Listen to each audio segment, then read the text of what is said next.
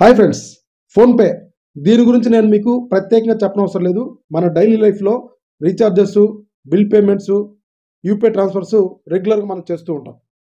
ఇవన్నీ కూడా మన అకౌంట్లో బ్యాలెన్స్ ఉన్నప్పుడు మాత్రమే మనం చేయగలం.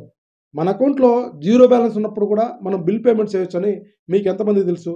సో ఫ్రెండ్స్, ఈ వీడియోలో ఫోన్పే అకౌంట్లో జీరో బ్యాలెన్స్ ఉన్నప్పుడు కూడా బిల్ పేమెంట్స్ ఏ విధంగా చేయాలనేది నేను స్టెప్ బై స్టెప్ ఎక్స్ప్లెయిన్ చేస్తాను.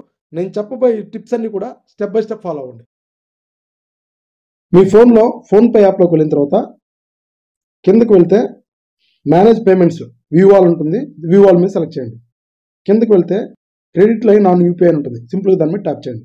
ఇక్కడ యాడ్ న్యూ క్రెడిట్ లైన్ ఉంటుంది. దాని మీద ట్యాప్ చేసిన తర్వాత మీ మొబైల్ నెంబర్కి రిజిస్టర్ అయిన బ్యాంక్ అకౌంట్ అయితే సెలెక్ట్ చేసుకోండి. ఇక్కడ నో అకౌంట్ ఫౌండ్ అని వచ్చింది. ఇక్కడ కనపడుతున్న కస్టమర్ కేర్ నెంబర్లకు ఫోన్ చేసి క్రెడిట్ లైన్ ఆన్ చేయమని చెప్పండి. లేదా మీరు డైరెక్ట్గా బ్యాంక్ వెళ్ళి మీ అకౌంట్ నెంబర్ వాళ్ళకి ఇచ్చి వాళ్ళు మీ అకౌంట్ స్టేట్మెంట్ మొత్తం చెక్ చేసి మీ సిబిల్ స్కోర్ కూడా వాళ్ళు చెక్ చేసి మీకు క్రెడిట్ లైన్ అనేది యాక్టివేట్ చేస్తారు. క్రెడిట్ లైన్ అనేది కంప్లీట్గా మీ అకౌంట్ స్టేట్మెంట్ మీ సిబిల్ స్కోర్ మీద డిపెండ్ అయి ఉంటుంది.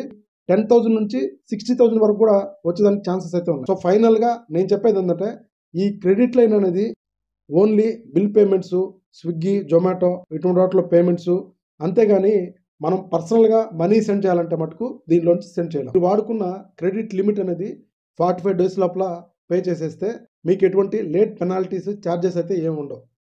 సో ఫైనల్గా ఇది మీకు అవసరమైతే తప్పితే దీని జోలికైతే ఎవరు కూడా వెళ్ళొద్దు. సో ఫ్రెండ్స్, ఈ ఇన్ఫర్మేషన్ మీ ఫ్రెండ్స్ అందరికీ షేర్ చేయండి. మీకు ఏదైనా డౌట్ ఉంటే కామెంట్ బాక్స్లో కామెంట్ చేయండి. తప్పకుండా మీ డౌట్ సాల్వ్ చేయడానికి నేను 100% ట్రై చేస్తాను. Thank you.